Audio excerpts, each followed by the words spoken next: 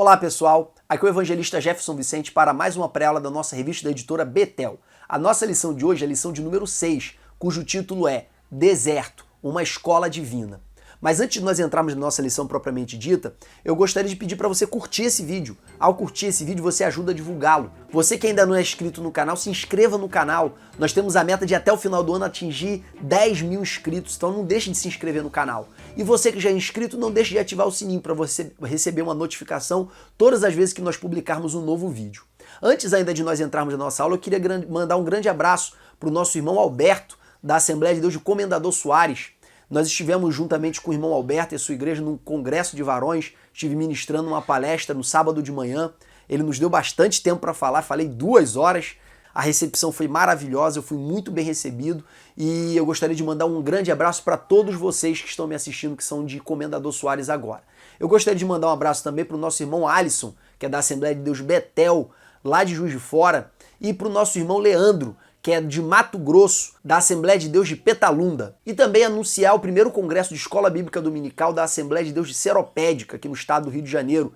Eu, o pastor Prates e várias outras pessoas que são engajados nessa obra da Escola Bíblica Dominical vão estar palestrando nesse evento. E vocês que moram aqui no estado do Rio de Janeiro, próximo ali de Seropédica, não deixem de participar. Esse evento ocorrerá nos dias 8 e 9 de setembro. Por fim, eu gostaria de justificar a ausência da lição de número 5. Um amigo meu se comprometeu a gravar essa lição. Contudo, lá para sexta ou sábado ele me avisou que não conseguiria gravar porque teve vários contratempos. Dito tudo isso, vamos para a nossa aula de hoje.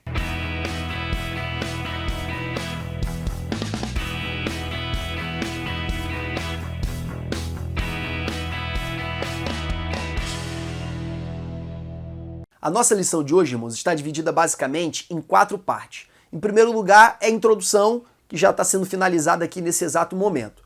Em segundo lugar, nós vamos falar acerca dos fatos importantes da trajetória de Israel no deserto.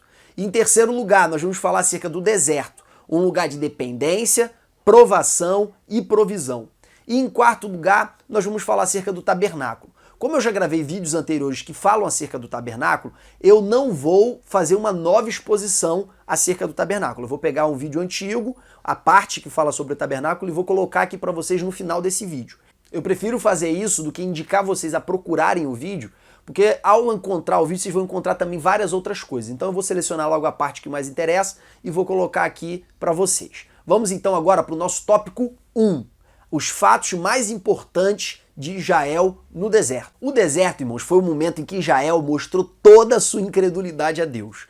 Infelizmente, o deserto não foi uma experiência agradável, uma experiência boa entre Israel e Deus. Só que essa incredulidade ela já começou a ser demonstrada antes. Nós vemos, por exemplo, na aula de número 3 ou na lição 4, que quando Moisés foi anunciar ao povo acerca da libertação que Yahvé, que o Senhor tinha prometido aos seus pais, aos seus antepassados, Abraão, Isaque e Jacó, esse povo ele recebeu essa mensagem muito bem. Mas quando Moisés falou com o faraó e faraó aumentou a carga do povo, o povo se voltou imediatamente contra Moisés. No entanto, diante do tamanho manifestar do poder de Deus sobre a terra do Egito, o povo ele seguiu Moisés em direção ao deserto. Mas quando eles chegaram diante do Mar Vermelho, eles novamente demonstraram a sua incredulidade, dizendo: Moisés, lá no Egito não tinha sepulcro suficiente para nós morrermos e sermos enterrados lá, você precisaria nos trazer para essa terra para te morrer aqui no deserto. Então, antes mesmo do povo atravessar o mar, o povo já tinha murmurado contra Deus 2 vezes. E aí nós vemos, irmãos, que esses 2 comportamentos antes da travessia do mar, na verdade, era o padrão daquele povo. Então, como Deus sabia que esse povo era um povo incrédulo, Deus ele não queria que esse povo se abatesse logo nas primeiras dificuldades. Não sei se vocês sabem, mas o Egito ele fica muito próximo do território da Palestina. Ele é basicamente um território de fronteira.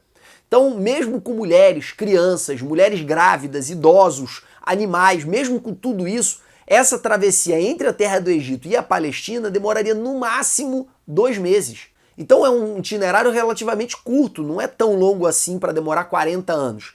Contudo, Deus decidiu levar o seu povo para o deserto por 4 motivos. O primeiro motivo é o motivo que fica explícito logo ali no livro de Êxodo, capítulo 13, em que Deus fala para Moisés que não conduziria o povo diretamente para a terra da promessa, porque eles ficariam com o coração abalado diante da guerra. Então, primeiro Deus leva o povo para o deserto. Com efeito, estava se estabelecendo ali na região litorânea da Palestina um povo que futuramente ficaria conhecido como o grande rival de Israel, que eram os filisteus. Os filisteus, do qual deriva a palavra Filistia, do qual deriva a palavra atual, que é Palestina. Esse povo filisteu ele estava, naquele exato momento, se estabelecendo ali também naquela terra. E era um povo que já tinha armas de ferro. Os outros povos mais atrasados ainda não tinham arma de ferro, eles já tinham arma de ferro. Então Deus, ele querendo evitar esse confronto direto com os filisteus, ele conduziu o povo para o deserto. E o objetivo número 1 era esse, evitar que o povo desanimasse diante dessa primeira batalha contra esse grande povo que eram os filisteus. E, em segundo lugar, Deus queria mostrar o que estava no coração daquele povo. Eu vou desenvolver isso depois.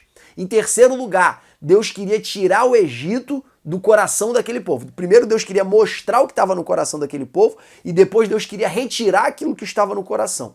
E em quarto lugar, Deus queria educar o povo na escola da dependência. Esses três objetivos eu não vou desenvolver aqui no tópico 1, eu vou desenvolvê-los no tópico 2. Continuando, é sempre bom a gente relembrar os principais episódios em que o povo ele agiu com incredulidade diante de Deus. Então, o primeiro episódio que o povo agiu com incredulidade após o Mar Vermelho foi no episódio de Mara. O povo chegou diante de umas fontes de águas, quando eles provaram da água era amarga. E eles estavam muito sedentos, eles começaram a murmurar contra o Senhor. E aí Moisés e Arão disseram, vocês não estão murmurando contra nós, vocês estão murmurando contra Deus. E aí Deus ouve a murmuração do povo e dá a orientação para Moisés de colocar o tronco de árvore na água e aquelas águas amargas, a palavra amara significa amarga, elas se transformaram em águas doces. O segundo episódio é no deserto de Sim, em que o povo começa a blasfemar, começa a murmurar contra Moisés e Arão acerca da ausência de comida. Nesse episódio, Deus manda o maná. O terceiro episódio de murmuração é em Refidim. Em Refidim, o povo se queixou, o povo reclamou, o povo murmurou pela ausência de água novamente. E é nesse episódio que Deus fala para Moisés ferir a rocha, Moisés fere a rocha e sai água pura para o povo beber. O quarto episódio é o episódio do bezerro de ouro, que Moisés ele fica 40 dias no Monte Sinai falando com Deus, e quando o povo se dá conta que Moisés está demorando, eles constrangem Arão a fazer um ídolo que andasse diante deles. E aqui é importante fazer uma observação acerca da natureza desse bezerro. Eu tenho sustentado em vídeos anteriores e continuo sustentando aqui agora que esse bezerro, na verdade, ele não era um deus específico, ele era um transporte para os deuses. Existem várias imagens descobertas pela arqueologia moderna acerca de deuses sentados em cima de bezerros de ouro. Então a ideia que se tinha do bezerro de ouro era um transporte para os deuses. E como ele era um transporte para os deuses, qualquer deus podia ser representado ali. É por isso que o povo pede para Moisés deuses que fossem adiante deles, para Arão, e Arão, apesar de ter feito o bezerro, proclama festas ao Senhor, festas a Yahvé. Então Arão faz o bezerro, mas proclama festas a Yahvé. E o povo, com certeza, identificou aquele bezerro com os deuses que eles adoravam na terra do Egito, e nada impede que o povo também tenha identificado aquele bezerro como um deus muito famoso na terra do Egito, que era o deus Apis, que era o deus em forma de touro. Normalmente os deuses egípcios eles tinham rosto de animal e corpo humano, porém o deus Apis não, ele era um touro por completo, ele não tinha um corpo humano não. Então pode ser que o povo de Israel, nesse episódio, tenha identificado, uma parte do povo tenha identificado esse bezerro como o deus Apis. Mas eu prefiro a interpretação de que esse bezerro, ele era na verdade um transporte genérico para os deuses, apesar de parte do povo poder identificá-lo como deus Apis. Um quarto episódio está em Números capítulo 11, em que o povo se queixa do Senhor, se queixa do deserto, se queixa da vida, murmura contra Deus e Deus manda fogo do céu e consome parte do povo ali que estava no arraial. No sexto episódio, ainda no Números capítulo 11, o povo se queixa por falta de carne, Deus ele manda codorniza, o povo pega essas codornizas, mata, come, e no momento que eles estão comendo, Deus fica tão indignado que Deus apodrece a carne na boca deles e tem uma grande morte, tem uma grande epidemia naquele momento ali.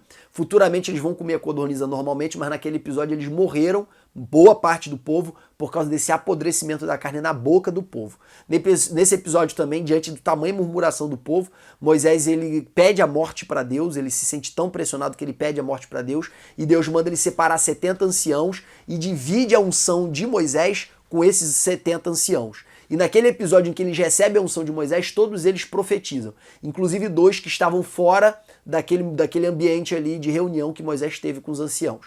2 não participaram dessa reunião, eles acabaram ficando de fora, mas a unção de Deus visitou eles lá também. E eles profetizaram naquela vez e depois nunca mais profetizaram. O sétimo episódio de murmuração é o episódio em que os 10 espias convencem o povo que era impossível ocupar a terra da promessa. E diante desse relato dos 10 espias, o povo ele se entristece, ele chora e eles combinam entre si a estabelecer capitães para que pudessem guiá-los de volta para a terra do Egito. Diante desse ato de tamanha incredulidade, Deus ele estabelece uma grande maldição para aquela geração. Diz que toda aquela geração iria morrer no deserto e que somente a geração que nasceu no deserto chegaria na terra da promessa, com exceção de Josué e Caleb, que eram os 2 espias que efetivamente creram na palavra do Senhor. Então é assim, irmãos, o incrédulo ele vê o tamanho da dificuldade. O crente, o que confia, ele vê o tamanho da recompensa. A nossa visão ela é influenciada pelaquilo que nós temos no nosso coração no que tange a fé. Pessoas que acreditam enxergam conquistas. Pessoas que não acreditam enxergam obstáculos. E o povo que era incrédulo desde o seu primórdio, esse povo ele deu ouvido a quem? Ele deu ouvido aos 10 espias incrédulos. Porque o nosso ouvido também ele seleciona aquilo que a gente quer ouvir na medida da nossa própria credulidade ou incredulidade. Então a nossa visão é influenciada pela nossa fé, a nossa audição é influenciada pela nossa fé e em contrapartida aquilo que a gente vê influencia a nossa fé e aquilo que a gente ouve influencia a nossa fé. Então é uma influência recíproca. A fé influencia naquilo que a gente vai ouvir e aquilo que a gente ouve influencia naquilo que a gente vai crer. É por isso que a fé vem pelo ouvir e o ouvir pela palavra de Deus. E aqui ainda eu queria fazer um breve destaque para vocês. Nesse breve destaque eu queria falar acerca do que é murmuração. Murmurar, irmãos, é reclamar. Murmurar é reclamar. Murmura quem reclama. Então toda vez que você reclama de alguma coisa, você está murmurando. Toda vez que você questiona alguma coisa da tua vida, você tá murmurando.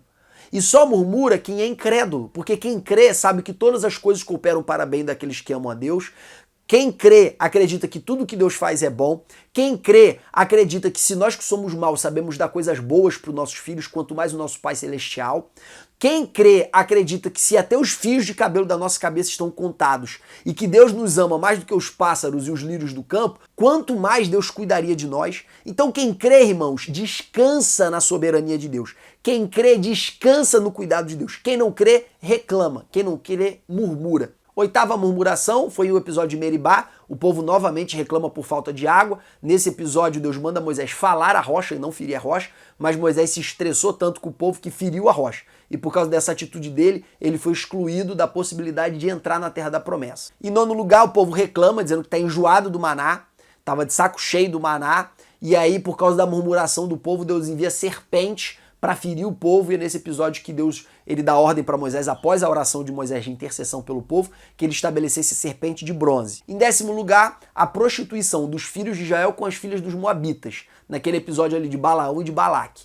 Então eu pude te contabilizar pelo menos 10 episódios em que o povo pecou flagrantemente contra o Senhor, e por causa do pecado do povo, Deus enviou grandes maldições contra o povo, por causa da indignação de Deus com a capacidade daquele povo de ser infiel a ele. Vamos agora, irmãos, para o nosso tópico 3. Deserto, lugar de dependência, provação e provisão. Irmãos, a provação na Bíblia ela tem vários objetivos. Ela pode ser, por exemplo, para a glória de Deus. Vamos ver o exemplo, por exemplo, de Lázaro. Ela pode ser também para Deus reafirmar que é possível criaturas livres adorá-lo independentemente das circunstâncias, como no debate entre Deus e Satanás no episódio de Jó. Deus nem conta para Jó porque que ele estava sofrendo, mas tinha um pano de fundo glorioso naquele episódio do sofrimento de Jó. Nós vemos também provações, como por exemplo nos tempos de Elias e Acabe, em que Deus ele corta a chuva durante 3 anos, deixa o povo ficar na miséria, na seca durante 3 anos, porque o povo estava querendo, por causa da influência de Jezabel, substituir a adoração a Yahvé pela adoração a Baal. E Baal era visto como o Deus da chuva e do trovão. Então Deus, para desmoralizar Baal, Deus corta a chuva durante 3 anos. Então esse episódio, ele foi uma provação, um exemplo de provação para testificar que só o Senhor é Deus. Então essa provação também tinha um objetivo específico. E aqui no episódio do povo de Israel no deserto, nós vemos que essa provação tinha por objetivo, um dos objetivos, revelar o que estava no coração do povo. É importante de saber aqui, irmãos, a diferença entre a consciência e o inconsciente. Todos nós temos uma região do nosso cérebro que a gente pode chamar da zona da consciência. E temos uma região muito maior e muito mais ativa que a região do inconsciente. O nosso inconsciente, irmãos, ele faz a gente tomar a maioria das nossas decisões. E a gente pensa que está escolhendo quando, na verdade, o nosso inconsciente já escolheu. Eu vou citar aqui alguns exemplos muito rápidos para vocês. Exemplo. Dentro de um teste com as pessoas vendadas, a tendência é que a maioria das pessoas prefiram a Pepsi do que a Coca-Cola. Porém, com os olhos abertos, vendo o rótulo da embalagem, eles percebem que a maioria das pessoas preferem a Coca-Cola do que a Pepsi. E aí esse problema é o chamado paradoxo da Pepsi. E aí durante 40 anos, quer dizer, da década de 70 que fizeram esse teste até os anos 2000, não se tinha uma explicação científica para esse fenômeno. O que se tinha era apenas especulações. Até que no século XX, que no início do século XXI, perdão, criaram uma máquina chamada máquina de ressonância magnética funcional, que ela mapeia a atividade cerebral enquanto a pessoa está pensando. E aí o que acontece? Descobriram que quando a pessoa está bebendo Coca-Cola, várias lembranças boas, elas atuam no inconsciente, fazendo com que aquela pessoa identifique aquele produto como um produto mais saboroso. Como, por exemplo, aquele Natal especial, aquele aniversário especial, aquele casamento lindo que a pessoa participou, que servia Coca-Cola. Então, todos esses episódios importantes que tinham a Coca-Cola fizessem com que a memória inconsciente da pessoa identificasse a Coca-Cola como mais gostosa. Mas o sabor mesmo não depende da memória inconsciente. O sabor ele é autônomo. Então, vendada, a pessoa, a maioria preferia a Pepsi. Só que olhando, essa zona do inconsciente da pessoa era ativado e o cérebro dela manipulava o sabor da boca dela para achar a Coca-Cola mais saborosa. Nós vemos outro exemplo também numa loja de vinhos que tinha vinhos franceses e alemães. Numa semana eles colocaram música francesa para tocar. Mais de 70% dos vinhos comprados eram franceses. Na semana seguinte, botaram música alemã. Mais de 70% dos vinhos comprados eram alemães. E na hora de entrevistar as pessoas na saída da loja, perguntando por que ela comprou aquele vinho, quase todas elas disseram que preferiam vinho francês ou preferiam vinho alemão. Quando, na verdade, nem elas sabiam por que elas escolheram aquilo. Elas não sabiam que estavam sob influência da música que elas estavam ouvindo. Então nós temos também exemplo de lojas que aumentam o número de vendas dependendo do aroma que elas colocam na roupa. Nós vemos exemplo também de carro. Aquele cheiro que você sente quando você entra num carro novo, aquele cheiro não existe. Na verdade, aquele cheiro ali ele é artificial, é um spray que dá para aquele carro o cheiro de novo. Então por que colocam isso? Para a pessoa ter a sensação de que aquele carro ali é zerinho, é totalmente diferente dos carros velhos, tá? Então o nosso inconsciente, irmãos, ele é responsável por várias das nossas decisões que a gente acha que é consciente. Uma vez estavam também fazendo dentro dessa máquina um teste, mostrando uma roleta, tipo aquele baú aquela roleta do baú do Silvio Santos, em que aquela roleta estava rolando e a pessoa tinha que escolher um número aleatório. A máquina descobria que 5 milésimos de segundo antes da pessoa dizer qual era o número, o cérebro dela, o inconsciente dela já tinha escolhido. Então ela achava que essa escolha ela era uma escolha livre e voluntária, quando na verdade essa escolha tinha sido uma escolha inconsciente. Não é por acaso, irmãos, que Deus manda guardar o nosso coração, porque dele procede a saída da vida. Se você fica influenciado, vendo muita prostituição, ouvindo muita palavra torpe, ouvindo muita conversa que não edifica, naturalmente isso vai sendo introjetado no teu inconsciente e você espontaneamente vai passando a falar, vai passando a pensar e vai passando a agir conforme tudo isso que você tem ouvido. É por isso que Paulo fala que as más conversações corrompem os bons costumes. Paulo não tinha uma máquina de ressonância magnética funcional para saber a influência do inconsciente nas nossas ações, mas ele já sabia por experiência prática que quando você está conversando coisa que não presta, a tendência é depois você fazer coisa que não presta. Paulo já sabia que o pecado ele nos dominou de maneira tal que tanto as nossas decisões como aquilo que a gente faz pensando que é decisão, tudo isso está corrompido pelo pecado. Então a nossa consciência está corrompida pelo pecado e por isso as decisões que nós tomamos, às vezes a gente escolhe voluntariamente errar. A gente conscientemente escolhe fazer o que é errado. E às vezes inconscientemente a gente escolhe fazer o que é errado. Por exemplo, quem aqui escolhe ter inveja? Decide assim, conscientemente, eu quero ter inveja. Quem aqui conscientemente escolhe sentir orgulho? Quem aqui conscientemente escolhe cobiçar? Meu irmão, o máximo que você pode escolher é tentar controlar a inveja que está dentro do teu coração, é tentar controlar o orgulho, é tentar controlar a cobiça, mas você não escolhe sentir raiva, sentir ódio, sentir amargura, você não escolhe isso. Isso brota espontaneamente, naturalmente, porque o pecado corrompeu tanto a tua consciência quanto a tua inconsciência. Corrompeu teus sentimentos, corrompeu os teus instintos, corrompeu até o teu espírito. Tudo nosso é corrompido pelo pecado. É por isso que diante da lei do Senhor, em vez de a gente se tornar melhores obedecendo a lei, quando a nossa carne, que é essa natureza caída, se encontra com a lei, ela se revela ainda mais maligna. Porque ou ela se manifesta em desobediência, ou ela se manifesta em orgulho na medida que a gente consiga cumprir os mandamentos. Então não tem jeito, não tem como ser santo e perfeito obedecendo os mandamentos do Senhor, porque a lei tomando a carne, tomando ocasião da lei, se revelou ainda mais maligna, disse Paulo. Miserável homem que sou, quem me livrará do corpo dessa morte? Então eu não tenho força em mim mesmo para vencer o pecado dentro de mim. É por isso que é necessário vir o Espírito Santo de fora, porque a lei do Espírito de vida me livrou da lei do pecado e da morte. Por quê? Porque eu sou incapaz de vencer tanto os meus pecados conscientes, ainda que eu seja mais propício a vencer os meus pecados conscientes, quanto vencer, e aí realmente eu não sou capaz mesmo de vencer os meus pecados inconscientes. O máximo que eu consigo é me blindar de alguma forma para diminuir a influência externa sobre mim. Mas eu não consigo evitar em plenitude o meu inconsciente de pecar, de sentir inveja, de sentir orgulho. Eu tenho que me arrepender e pedir para o Espírito me curar, porque sem isso eu não consigo avançar, sem isso eu não consigo ser santo. Então, tendo em vista que existem coisas de mim que nem eu sei, eu tenho que orar igual o salmista. Sonda-me, Senhor, e me conheces. Vê se há em mim algum caminho mau e guia-me pelo caminho reto. Ou seja, existem caminhos dentro de mim. O salmista não tinha uma máquina de ressonância magnética funcional para ter um conhecimento pleno do inconsciente. Mas, por sabedoria de Deus, ele já sabia que existiam caminhos maus dentro dele que nem ele tinha conhecimento. E que num evento, de repente, ele se manifestava espontaneamente. Então ele pede, tira de mim esse caminho mau. Sonda-me, encontra esse caminho mau dentro de mim, acha ele, tira e guia-me pelo caminho reto. Então, irmãos, nós somos completamente caídos. Na teologia, o nome disso é teologia da depravação total. Em pecado eu fui gerado, em pecado me concebeu a minha mãe, não há um justo, não há um sequer, não há quem busque a Deus, não há quem entenda. Ou seja, não há nada que a gente tenha que não tenha recebido. O homem é pobre, cego e nu, tal qual a igreja de Laodiceia. Então nós dependemos do Espírito Santo, nós somos totalmente dependentes do Espírito. E Deus, ele opera na nossa vida diretamente através do Espírito, e é por isso que ele nos convence do pecado, mas também, não apenas através do Espírito, mas também através das circunstâncias.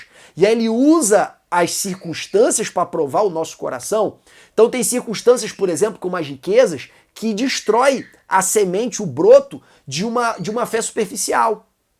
Nós vemos, por exemplo, no episódio ali, na parábola do semeador, tinha 4 tipos de terreno. O terreno duro, que a ave veio facilmente e pegou aquela semente. O terreno que era pedregoso, a semente caiu ali, porém veio o sol, veio a chuva, veio a dificuldade e aquela semente que brotou rápido logo morreu. Ou seja, é uma semente que não resiste à dificuldade. Existe a terceira semente, que é a semente dos espinhais, que não resiste às riquezas, aos deleites da vida, que imediatamente diante dos prazeres ela cede, ela morre. E tem a terra boa, que além de brotar, além de crescer, ela dá muito fruto. Então, eu quero focar aqui na nossa lição de hoje, no terreno pedregoso, que é esse coração que inicialmente o evangelho cresce rápido, mas diante da dificuldade ele morre. Então a dificuldade revela a natureza do coração que recebeu a semente. Da mesma forma, a provação do deserto revelava a natureza do coração daquele povo. Eu vejo também, num exemplo que eu tive da minha experiência de vida, né? Uma irmã que eu tive que aconselhar, eu dei um conselho jurídico para ela, que ela tinha perdido uma causa, e ela muito triste, estava reclamando, mas eu tô doente, eu tinha que receber esse benefício. Eu falei, irmã, mas mesmo sem ter direito, você recebeu 10 meses. Ela mas eu conheço gente que é ímpia, que não tem doença nenhuma, que está recebendo, e eu aqui crente, serva de Deus, não estou recebendo nada. Eu olhei para ela assim e falei, irmã, olha que fato interessante. Olha como é que Deus é bom. Deus permitiu que a senhora padecesse essa terrível dificuldade para a irmã descobrir que a irmã tinha inveja do ímpio. Olha aí, como é que a irmã ia descobrir que a irmã tinha inveja do ímpio? Como é que a irmã ia descobrir que a irmã não se satisfaz, não glorifica a Deus na dificuldade? Que a glória que a irmã dá para Deus, ela é circunstancial, ela é condicional, ela depende da bênção de Deus sobre a vida da irmã. Olha como Deus é maravilhoso. Deus está expondo o coração da irmã para a irmã ter a oportunidade de se arrepender enquanto dá tempo. Então eu trouxe essa palavra para a irmã, que aparentemente foi muito dura, irmãos, mas quando Deus, irmãos, ele permite que a gente passe por situações para o nosso coração ficar exposto, isso é misericórdia de Deus, porque ele está dando a chance da gente se arrepender. É por isso ainda, irmãos, que o convite para o discipulado não é um convite para o aperfeiçoamento de vida. Deus, ele não tem nenhuma pretensão de aperfeiçoar o homem. Deus quer matar o homem e fazer uma nova criatura. Deus não trabalha, irmãos, com prédio que está capenga. Deus não faz reforma em prédio capenga. Deus demole o prédio e constrói prédio novo. Então, se tem um prédio de 15 andares e Deus quer chegar no 20º andar, ele não vai reforçar as estruturas desse prédio e construir mais 5 andares. Ele vai demolir os 15 andares e construir um prédio novo. Esse é o objetivo de Deus, essa é a finalidade de Deus. Ele gosta de trabalhar com coisas novas. Por quê? Porque Deus não vê nada de bom no homem que ele possa aproveitar. O que ele vê é pobre, cego, nu. Portanto, quem quer vir após mim, ou seja, quem quer ser meu seguidor, negue-se a si mesmo, tome sobre si a sua cruz, que significa morra, e depois me segue. Então, você para vir para Jesus, para ser discípulo de Jesus, você tem que vir para a morte. Ao ponto de poder dizer como Paulo, porque não vivo mais eu, mas Cristo vive em mim, porque a vida que tenho não vivo mais para mim mesmo, mas vivo pela fé no Filho de Deus que morreu e se entregou por mim. Então ser discípulo é ser morto, é morrer para o seu eu, é morrer para as suas vontades, é morrer para os seus sonhos e principalmente morrer para o seu ego. A gente fala de morrer para a carne, morrer para as vontades, morrer para os sonhos, morrer para os desejos e esquece da morte do ego. E a gente começa a praticar todas essas coisas sem primeiro matar o ego. E aí o que acontece? A gente começa a ficar orgulhoso de ter conseguido conquistar todas essas coisas. Pensando que estamos morrendo, na verdade estamos fortalecendo o nosso eu, em vez de estar matando ele, mas isso não é objeto da aula de hoje. Vamos avançar. O que estava ali no coração daquele povo que estava sendo revelado pela aprovação? Em primeiro lugar, o amor ao Egito. Eles amavam o Egito, eles preferiam a escravidão do que a liberdade de construir uma nova história. Eles preferiam viver servos de Faraó do que servos do Senhor para escrever uma nova fase da vida deles. E essa questão, irmãos, fica muito evidente quando o povo ele está passando pelas dificuldades e relembra da terra do Egito. No Egito nós tínhamos comida, no Egito nós tínhamos água, no Egito nós tínhamos descanso, no Egito eles amam mais a escravidão com certo conforto do que a liberdade com certa dificuldade. Porque a dificuldade não era plena, tinha coluna de nuvem de dia, tinha coluna de fogo de noite, tinha maná. A dificuldade não era absoluta, mas eles preferiam a escravidão com alguma comodidade do que a liberdade com alguma dificuldade. Então, a gente vê que isso foi exposto, ficou claro. Tem muita gente, irmãos, que vem para Jesus, mas não abandona o velho homem. Ele fala, eu sou convertido, mas meu braço não. Eu sou convertido, mas se der um lado eu não vou dar o outro não. Então ele fala que ele é convertido, mas uma parte dele é não. Na verdade, irmãos, ele ama uma parte do passado dele. Você já viu gente dando testemunho de como era brabo no passado? Irmão, tu vê o olhinho brilhando. A pessoa falando, não, porque no mundo eu fazia e eu acontecia. Você vê o olhinho brilhando. Ele largou aquela vida, mas aquela vida não largou ele, porque ele continua tendo orgulho daquilo que ele era. Ele não sente vergonha de ser um encrenqueiro brigão. Ele sentiu orgulho de ter sido encrenqueiro e brigão. O orgulho dele continua vivinho em relação ao seu passado. Então, às vezes, Deus expõe ele a determinadas dificuldades para essa maldade do coração, esse amor ao passado ficar exposto. Uma segunda questão que ficou exposto ali na prova foi a incredulidade. Como eu disse anteriormente, quem crê dá graça por tudo. Quem não crê reclama de tudo. E reclamar é murmurar. Então, o coração ele é manifestado muito claramente através dos nossos lábios. Ou pelaquilo que a gente agradece, ou pelaquilo que a gente reclama. E isso revela o que está no nosso coração. Então aquele povo de tanto murmurar demonstrou claramente que não tinha fé nenhuma em Deus. Tá? Não tinha fé nenhuma no Deus que libertou eles da terra do Egito. Em terceiro lugar, a infidelidade. O episódio do bezerro de ouro deixou isso muito claro. E os demais pecados que eu citei aqui para vocês deixou isso muito claro, que era um povo infiel. Eles não tinham fidelidade ao Deus que era fiel a eles. E em quarto lugar, a obstinação. O que é obstinação? Obstinado é uma pessoa que insiste naquela decisão que ele tomou, independentemente das demonstrações exteriores de que aquilo ali está errado. Uma pessoa obstinada, irmãos, é igual o cavalo que tem um tapa-olho, ele só enxerga a direção que ele decidiu olhar. Então aquele povo era um povo obstinado, eles eram obstinados. E Deus falou isso para Moisés desde o início. Só que Moisés ele continuou intercedendo pelo povo porque o papel dele era interceder. Mas chegou o episódio, por exemplo, dos espias, que Deus falou que aquela geração ia morrer no deserto e Moisés ficou quieto.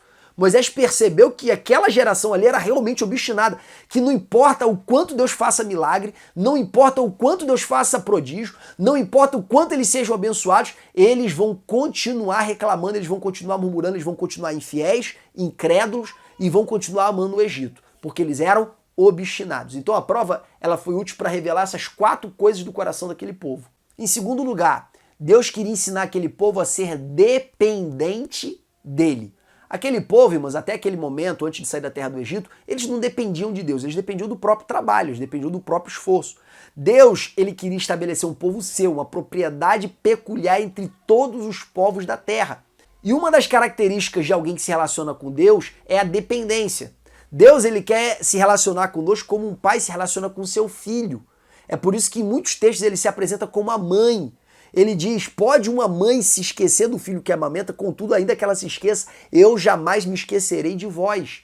Então Deus, ele se coloca ali se equiparando uma mãe que não se esquece, que amamenta, que cuida. Assim como os lírios do campo se vestem mesmo sem ter um real para ir no shopping comprar uma roupa bonita, assim como os pássaros que não plantam, não cegam, não morrem de fome, assim também somos nós. Nós seremos cuidados por Deus. É isso que Jesus falou lá no Sermão do Monte.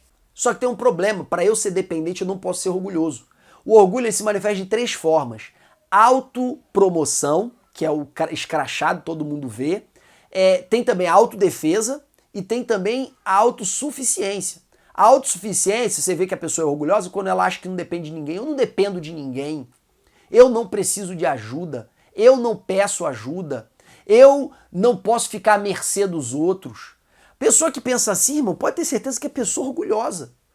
Pode ter certeza, pode ter certeza. Pessoa que não quer depender de ninguém, com certeza é uma pessoa orgulhosa. Eu não vou desenvolver isso aqui porque eu não tenho tempo. Uma pregação de orgulho que eu prego é 2 horas de tanta informação que tem na Bíblia acerca desse assunto.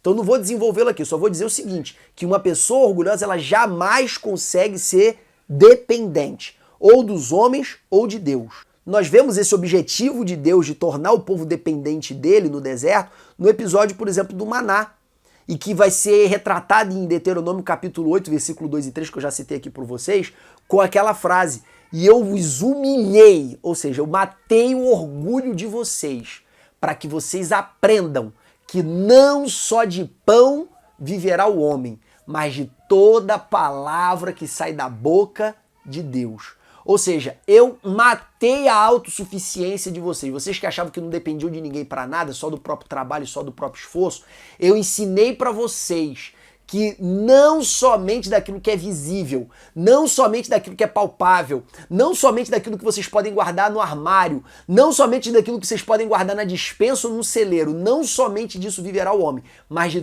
toda palavra que sai da minha boca. Nós vamos ver outra pessoa citando esse texto, que é Jesus lá na tentação no deserto, Mateus capítulo 4.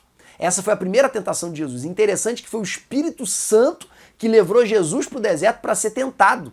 E essa tentação, ela foi posterior a 40 dias de jejum. Jesus meio que replicou o que o povo de Israel viveu no deserto. Só que ao invés de falhar como o povo de Israel falhou, ele venceu. E nós vemos essa equiparação entre Jesus e o povo de Israel logo na primeira tentação. Qual foi a primeira tentação? Transforma, se você é filho de Deus, transforma essas pedras em pães. Irmãos, qual era o pecado de transformar a pedra em pão? Jesus tinha transformado 5 pães e 2 peixinhos e alimentado 5.000 homens. Qual era o pecado daquela ação ali? Irmãos, o pecado não era a ação em si. Em segundo lugar, existe outro grupo de pessoas que fala que é porque o diabo sugeriu. Então, se o diabo falar uma verdade, essa verdade se transforma em mentira só porque foi o diabo que falou? É claro que não, irmãos. Não é porque foi o diabo que propôs que aquilo ali se tornaria pecado. Então, a gente tem que ter clareza disso. Então, por que Jesus negou agir daquela forma? O que Jesus estava querendo dizer com isso? Vamos remeter para Deuteronômio capítulo 8, versículo 2 e 3. Qual era o objetivo de Deus levar o povo para o deserto? Humilhá-los para ensiná-los a ser dependentes de Deus. Por que Deus levou, o Espírito Santo levou Jesus para o deserto, ficar 40 dias e 40 noites jejuando, para que Jesus aprendesse a ser completamente dependente de Deus. O eu de Jesus fosse anulado para que somente Deus se manifestasse através dele. É por isso que ele fala constantemente, eu não faço nada que o Pai não tenha me dado poder para fazer. Eu não digo nada que o Pai não tenha me dito. Jesus ele se colocou completamente na condição de servo. Ou seja, ele se anulou completamente, sendo em forma de Deus, ele não teve por usurpação ser igual a Deus, ele se aniquilou. De tal maneira que tudo que ele fazia em dependência do Pai.